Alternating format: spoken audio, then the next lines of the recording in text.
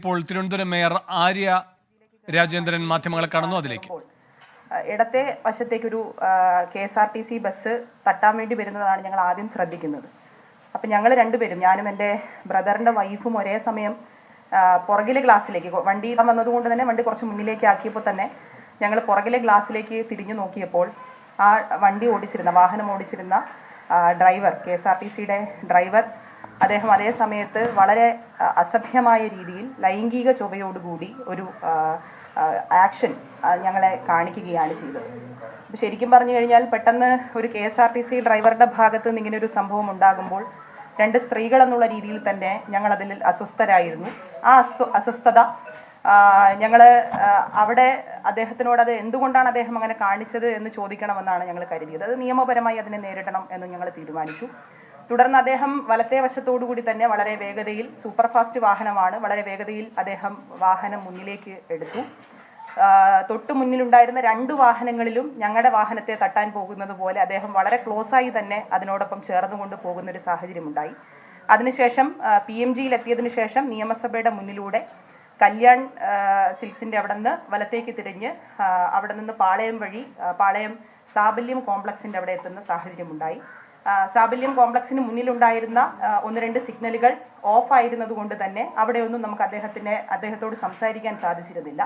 എന്നാൽ അദ്ദേഹം തന്നെ സൂചിപ്പിക്കുന്നത് പോലെ സാബല്യം കോംപ്ലക്സിന് മുന്നിലുണ്ടായിരുന്ന സിഗ്നൽ റെഡ് സിഗ്നൽ ആയിരുന്നു. എല്ലാ വാഹനങ്ങളും അവിടെ നിർത്തിയിട്ടിരുന്ന സമയത്ത് ഞങ്ങളുടെ വാഹനവും ഞങ്ങൾ നിർത്തി അദ്ദേഹത്തോട് സംസാരിക്കുന്ന സാഹചര്യമുണ്ടായി. സംസാരിക്കാൻ വേണ്ടി ആദ്യം ചെല്ലുമ്പോൾ തന്നെ അദ്ദേഹം വളരെ റൈസായിക്കൊണ്ട്, ആ വീഡിയോയിൽ കാണുന്നത് പോലെ വളരെ റൈസായിക്കൊണ്ട്, നിങ്ങൾ ആരാണെങ്കിലും എനിക്ക് പ്രശ്നമില്ല എന്ന് പറയുന്ന രീതിയിൽ അദ്ദേഹം സംസാരിക്കുകയുണ്ടായി. പല ആവർത്തി നിങ്ങൾ എന്തുകൊണ്ടാണ് ഞങ്ങളോട് ഇങ്ങനെ കാണിച്ചത്, ഇങ്ങനെ ഒരു ലൈംഗിക ചുവയോടുകൂടി നിങ്ങൾ എന്തുകൊണ്ടാണ് ഞങ്ങളോട് ഇങ്ങനെ കാണിച്ചത് എന്ന് ചോദിക്കുമ്പോൾ അദ്ദേഹം മറ്റു പല കാര്യങ്ങൾ പറയുകയും ലഹരി പദാർത്ഥങ്ങൾ ഉപയോഗിച്ചതിന് ശേഷം ഞങ്ങൾ തന്നെ നിന്ന സൈഡിലേക്ക് അതിൻ്റെ കവർ വലിച്ചെറിയുകയുമാണ് അദ്ദേഹം ചെയ്തിട്ടുള്ളത്. അപ്പം അദ്ദേഹത്തിൻ്റെ ഭാഗത്ത് നിന്ന് ഒരു തരത്തിലും അങ്ങനെ ഒരു നമ്മളോട് സംസാരിച്ച ആ പ്രശ്നം എന്താണ് എന്ന് മനസ്സിലാക്കാത്തത് കൊണ്ട് തന്നെ ഞാൻ ആ സമയത്ത് തന്നെ ബഹുമാന്യനായ നമ്മുടെ മന്ത്രിയെ, ട്രാൻസ്പോർട്ട് വകുപ്പ് മന്ത്രി ശ്രീ ഗണേഷ് കുമാർ മന്ത്രിയെ ഞാൻ വിളിച്ചു. മിനിസ്റ്ററോട് പറഞ്ഞിങ്ങനെ സിഗ്നലിൽ വാഹനം നിർത്തിയിട്ടിരുന്നതുകൊണ്ട് അദ്ദേഹത്തോട് സംസാരിക്കാൻ ഞങ്ങൾ ഇറങ്ങി. അദ്ദേഹം ഇങ്ങനെയാണ് ഞങ്ങളോട് സംസാരിക്കുന്നതെന്ന് പറഞ്ഞപ്പോൾ മിനിസ്റ്റർ എന്നോട് പറഞ്ഞു KSRTCയുടെ വിജിലൻസ് ടീമിനെ അങ്ങോട്ട് അയക്കാം എന്ന് പറഞ്ഞു. അതിനെ തുടർന്ന് ഞങ്ങൾ അവിടെ തന്നെ വെയിറ്റ് ചെയ്തു.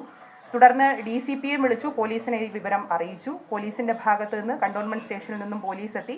അദ്ദേഹത്തോട് കാര്യം ചോദിച്ചപ്പോൾ അപ്പോഴാണ് അദ്ദേഹം കുറച്ച് മാന്യമായ രീതിയിൽ സംസാരിക്കാൻ തുടങ്ങിയത്. അതുവരെ ആ വീഡിയോയിൽ കാണുന്നത് പോലെ ബസ്സിനകത്തിരുന്നു കൊണ്ട് വളരെ മോശമായ രീതിയിൽ അദ്ദേഹം സംസാരിക്കുകയാണ് ഉണ്ടായത്.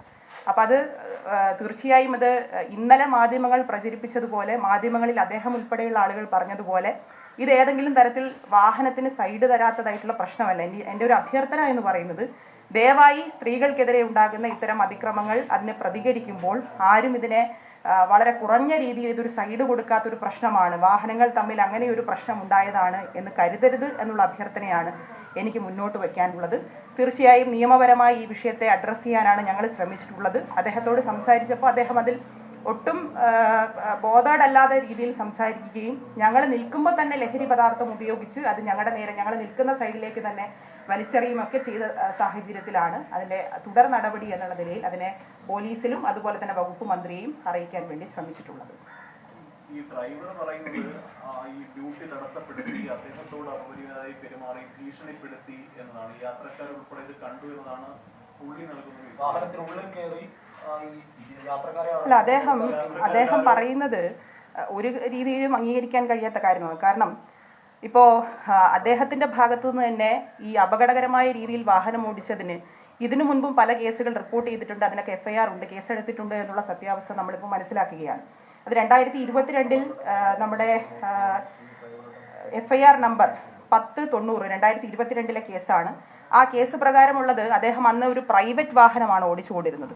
ആ പ്രൈവറ്റ് വാഹനം ഏതാണ്ട് RMSന്റെ മുന്നിലെത്തുമ്പോൾ ഒരു KSRTC വാഹനത്തിൽ തന്നെ ഇടിക്കുകയും KSRTC വാഹനം മറ്റൊരു കാറിൽ ഇടിക്കുകയും അതിൽ പരിക്കേറ്റ് ഒരു സ്ത്രീ തന്നെ അദ്ദേഹത്തിനെതിരെ ഇതിനു മുൻപ് 2022 പരാതി നൽകിയിട്ടുണ്ട്. അതുപോലെ തന്നെ അദ്ദേഹത്തിന്റെ വാഹനത്തിൽ തന്നെ യാത്രക്കാരിയായിരുന്ന ഒരു സ്ത്രീ, അവർക്ക് അപകടം പറ്റിയതായിട്ടൊക്കെ FIR റിപ്പോർട്ടിൽ പറയുന്നുണ്ട്. അദ്ദേഹം ഓടിച്ചിരുന്ന അന്നത്തെ പ്രൈവറ്റ് വാഹനം എന്ന് പറയുന്നത് KL 59F 7074 എന്ന് പറയുന്ന വാഹനമാണ്. അദ്ദേഹം ഓടിച്ചിരുന്ന വാഹനത്തിന്റെ നമ്പർ KL 59F 7077. അദ്ദേഹം ഇടിച്ച KSRTC ബസ്സിന്റെ നമ്പർ എന്ന് പറയുന്നത് KL 23T 2323 എന്ന് പറയുന്ന നമ്പറാണ്. KL 23T 2023 എന്ന് പറയുന്ന വാഹനത്തിലാണ് അദ്ദേഹം കൊണ്ടിടിക്കുകയും അതിനെ തുടർന്നുകൊണ്ട് അദ്ദേഹം ഒരു സ്ത്രീ തന്നെ അദ്ദേഹത്തിനെതിരെ പരാതി കൊടുക്കുന്ന സാഹചര്യം ഉണ്ടായത് എന്നുള്ളതാണ് ഏറ്റവും പ്രധാനപ്പെട്ട ഒരു ഭാഗം. അപ്പോൾ ഇത് മാത്രമല്ല, പേരൂർക്കട സ്റ്റേഷനിലും അദ്ദേഹത്തിനെതിരെ ഒരു പരാതിയുണ്ട്.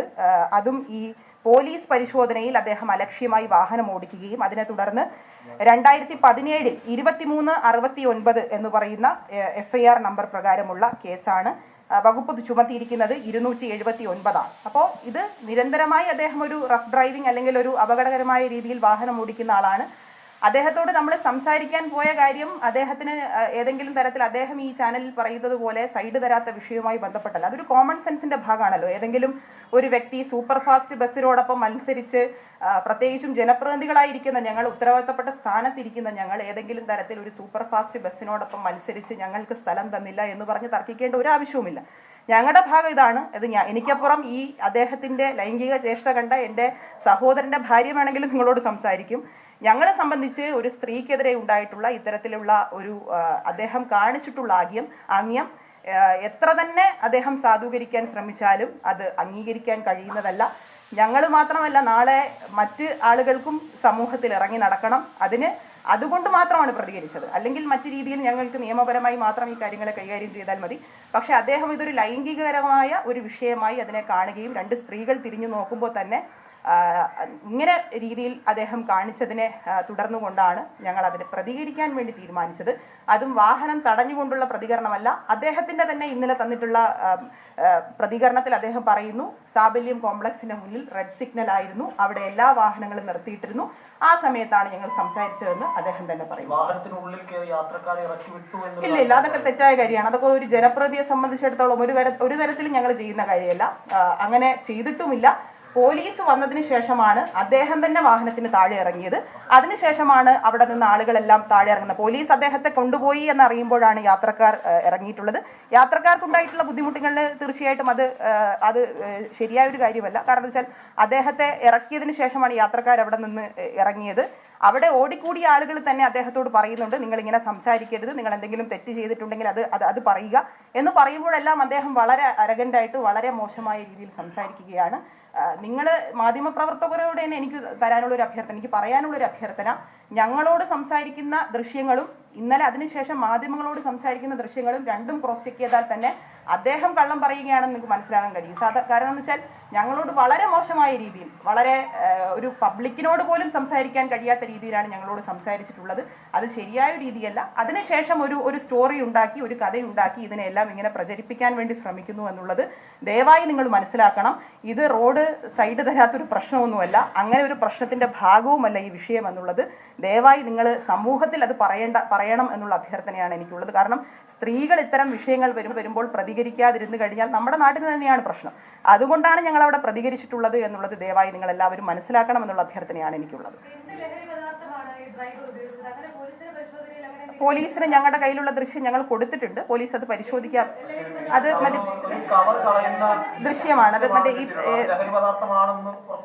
ഉറപ്പാണ് ഞങ്ങളത് കണ്ടത് അല്ല, അത് പോലീസിന് അതിനുശേഷമാണ് ഞങ്ങൾ, കാരണം വെച്ചാൽ പല വീഡിയോസും പല ആളുകളും ഞങ്ങൾക്ക് അയച്ചു തന്നു. ഞങ്ങളുടെ കയ്യിലുള്ള വീഡിയോസ് എല്ലാം ഞങ്ങൾ അതിനുശേഷമാണ് പോലീസിന് കൈമാറിയത്.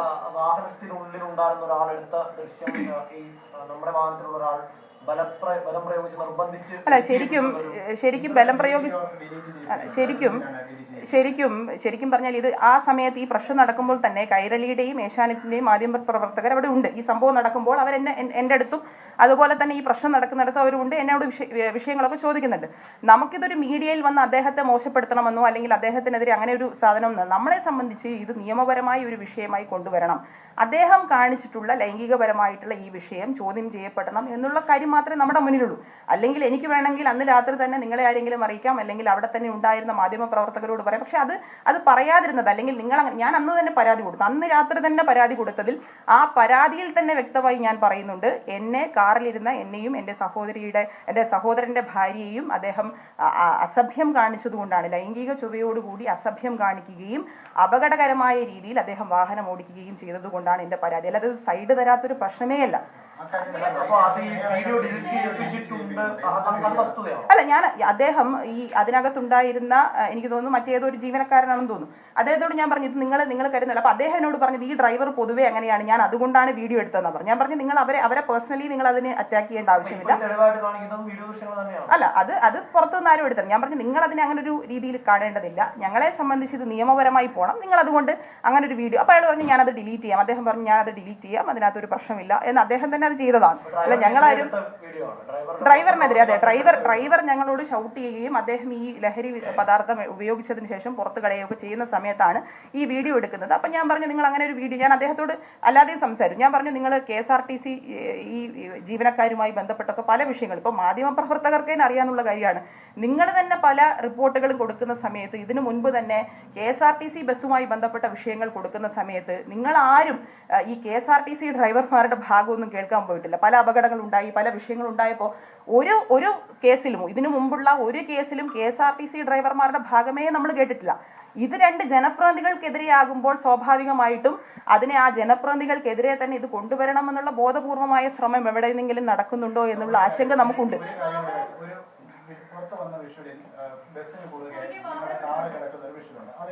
അല്ല, ബസ്സിന് കുറുകെ അല്ല കാർ കിടക്കുന്നത്, അത് സിഗ്നലാണ്. സിഗ്നലിൽ ആ ബസ്സിന് മുന്നിലേക്ക് വാഹനം പാർക്ക് ചെയ്യുകയും ഞങ്ങൾ ഇറങ്ങിയതിനു ശേഷം വാഹനം മാറ്റിയിടുകയുമാണ് ചെയ്തത്. പോലീസ് വന്നതിന് ശേഷമാണ് ബസ് മാറ്റിയിട്ട് ഡ്രൈവറെ ഇറക്കുന്ന ഒരു സാഹചര്യം ഉണ്ടായത്. കുറുകെ വന്നതല്ല, ബസ്സിന് മുന്നിൽ, അതായത് സിഗ്നൽ ഉള്ള സ്ഥലത്ത് സ്വാഭാവികമായിട്ട് ബസ് പുറകിൽ നിർത്തുകയും ഞങ്ങൾ ബസ്സിന് മുന്നിൽ എത്തുകയും ചെയ്തു. ഞങ്ങൾ ഇറങ്ങിയതിനു ശേഷം വാഹനം മാറ്റിയിടുകയും അതിനുശേഷം ഡ്രൈവറോട് സംസാരിക്കുകയാണ് ചെയ്തത്.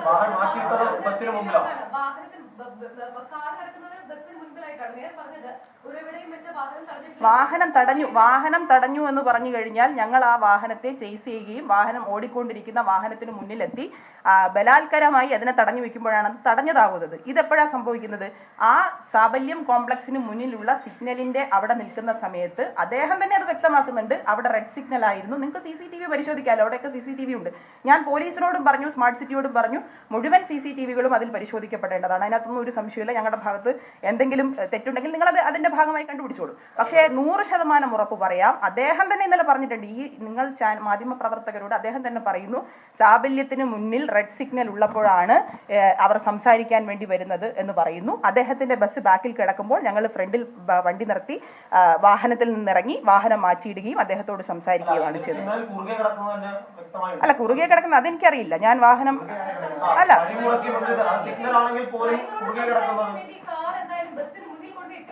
ബസ്സിന് മുന്നിൽ നിർത്തിയാണ് ഇറങ്ങിയത്, ബസ്സിന് മുന്നിൽ നിർത്തിയാണ് വാഹനത്തിൽ നിന്ന് ഇറങ്ങിയത്.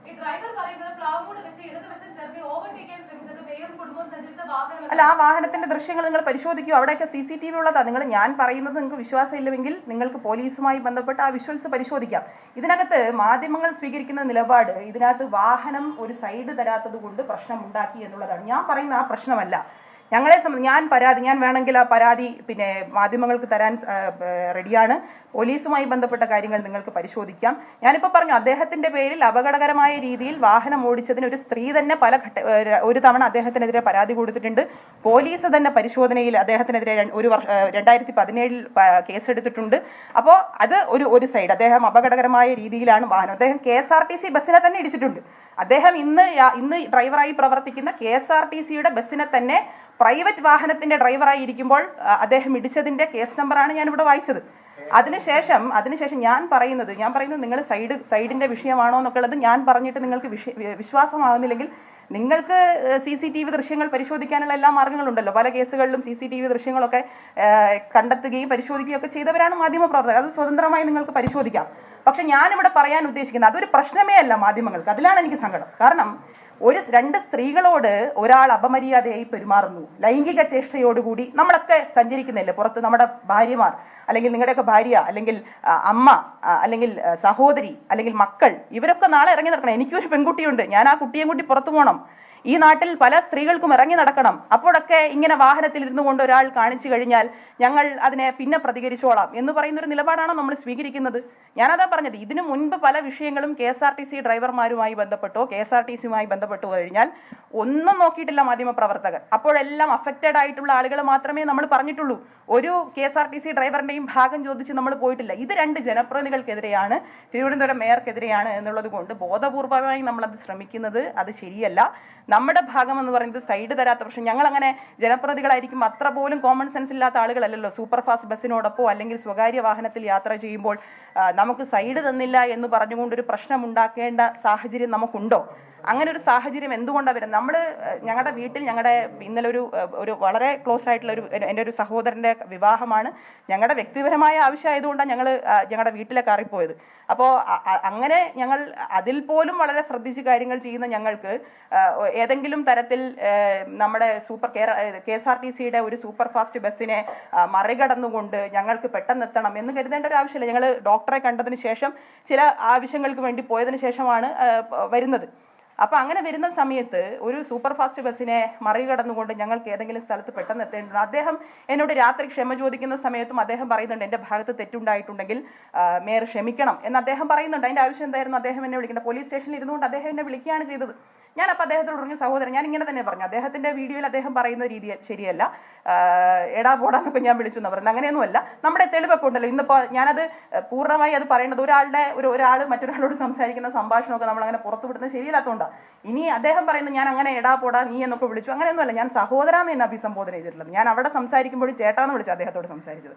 ഞാൻ സഹോദര അല്ലല്ല അസഭ്യം. ഞാൻ ചോദിക്കട്ടെ, അങ്ങനെ അസഭ്യം പറയാൻ ഞങ്ങളാരും ശീലിച്ചിട്ടില്ല. ഞങ്ങളാരും അസഭ്യം പറയുന്ന ഒരു കുടുംബത്തിൽ നിന്നോ രാഷ്ട്രീയ പശ്ചാത്തലത്തിൽ നിന്നോ വന്ന ആളുകളൊന്നുമില്ല. ഞങ്ങൾക്കും അച്ഛനും അമ്മയും സഹോദരങ്ങളും ഒക്കെ ഉണ്ട്. ഞങ്ങൾ ആരും, ഞാൻ ചോദിക്കട്ടെ, ഇത്രയും തെളിവുകളുള്ള ഒരാൾക്ക് അസഭ്യം പറഞ്ഞതിന്റെ തെളിവ് എന്താ കാണിക്കാൻ പറ്റാത്തത്? അല്ല ഞാൻ ആരാന്നല്ല, ഞാൻ ചോദിച്ചു നിങ്ങൾ ആരാന്ന് മനസ്സിലായിട്ടാണോ സംസാരിക്കുന്നത്? അപ്പോൾ അവിടെ കൂടിയിരുന്ന ഈ ഓട്ടോ ഡ്രൈവർമാർ അദ്ദേഹത്തോട് പറയുന്നുണ്ട് ഇത് മേയറാണ്. അപ്പൊ അദ്ദേഹം ഞാൻ മേയറാണെന്നൊന്നും അദ്ദേഹത്തോട് പറയുന്നില്ല. അതിന് മുമ്പേ തന്നെ ഈ ഓട്ടോ ചേട്ടന്മാർ അവർ പറയുന്നുണ്ട് പാളയം സ്റ്റാൻഡിൽ ഓടുന്നവരെന്നാണ് ഞാൻ മനസ്സിലാക്കുന്നത്. മേയറാണ് MLA ആണെന്നൊക്കെ പറയുന്ന സമയത്ത് അദ്ദേഹം എടുത്ത വായി തന്നെ പറയുകയാണെങ്കിൽ എനിക്കിത് ആരായാലും കുഴപ്പമില്ല. എൻ്റെ പോയിന്റ് അതല്ല. മേയറും MLA ആയതുകൊണ്ടോ അല്ലെങ്കിൽ അങ്ങനെ ഞങ്ങളോട് പെരുമാറി എന്നുള്ള ഒരു വിഷയവും ഞങ്ങൾക്കില്ല. ഒരു പബ്ലിക്കിനാണ് ഇത് സംഭവിച്ചിരുന്നതെങ്കിൽ നമ്മൾ എന്താ ചെയ്യുക? ഒരു ഞങ്ങളെ ഒരു പൗരനായിട്ട് കണ്ടാൽ മതി. ഞങ്ങളെ ജനങ്ങൾ തിരഞ്ഞെടുത്തവരാ. അതൊക്കെ താൽക്കാലികമായി 5 വർഷത്തേക്കോ അല്ലെങ്കിൽ കുറഞ്ഞ സമയത്തുള്ള ചുമതലയാണ്. ജനങ്ങൾ തിരഞ്ഞെടുത്ത് തരുന്ന ചുമതലയാണ് ഇതൊക്കെ. ഈ ചുമതലയ്ക്ക് ശേഷവും നമുക്ക് നാട്ടിലിറങ്ങി നടക്കണ്ടേ? നമുക്കെല്ലാം ഒരു ഐഡന്റിറ്റി അല്ലെങ്കിൽ നമ്മുടെയൊക്കെ വ്യക്തിപരമായ ഒരു വ്യക്തിത്വമുള്ള മനുഷ്യരല്ലേ നമ്മളെ സംബന്ധിച്ചതേ ഉള്ളൂ. അല്ലാതെ ഞങ്ങളെ ബഹുമാനിക്കണം, നമ്മൾ നാട്ടിലിറങ്ങി ഞങ്ങളെല്ലാവരും ബഹുമാനിക്കണം അങ്ങനെയൊന്നും പറയുന്നവരല്ല. അത് നിങ്ങൾക്ക് തന്നെ അറിയുന്നവരാണ്. അത് ഞങ്ങൾ അങ്ങനെ അസഭ്യം പറയുകയോ അസഭ്യം പറഞ്ഞ് ശീലിച്ചവരോ അല്ല. അത് പറയേണ്ട ആവശ്യമില്ല. അദ്ദേഹം പറയുന്ന അങ്ങനെയൊന്നും അച്ഛനൊന്നും പറഞ്ഞ് ശീലിച്ച് വളർന്നവരൊന്നുമല്ല. ഞങ്ങൾ അച്ഛനുണ്ട്, എൻ്റെ അച്ഛനും ഒരു കൂലിപ്പണിക്കാരൻ. അദ്ദേഹം പറയുന്ന സാഹചര്യത്തിലൂടെ എല്ലാം വളർന്നു വന്ന ആളാണ് ഞാൻ. അങ്ങനെ സാധാരണമായ ഒരു ഫാമിലി. KSRTC ഡ്രൈവറുമായി ഇന്നലെ റോഡിലുണ്ടായ തർക്കത്തെ സംബന്ധിച്ച് വിശദീകരണം നൽകുകയാണ് മേയർ ആര്യ രാജേന്ദ്രൻ. KSRTC ഡ്രൈവർക്കെതിരെ ഗുരുതരമായ ആരോപണങ്ങളാണ് ആര്യ രാജേന്ദ്രൻ ഉന്നയിക്കുന്നത്.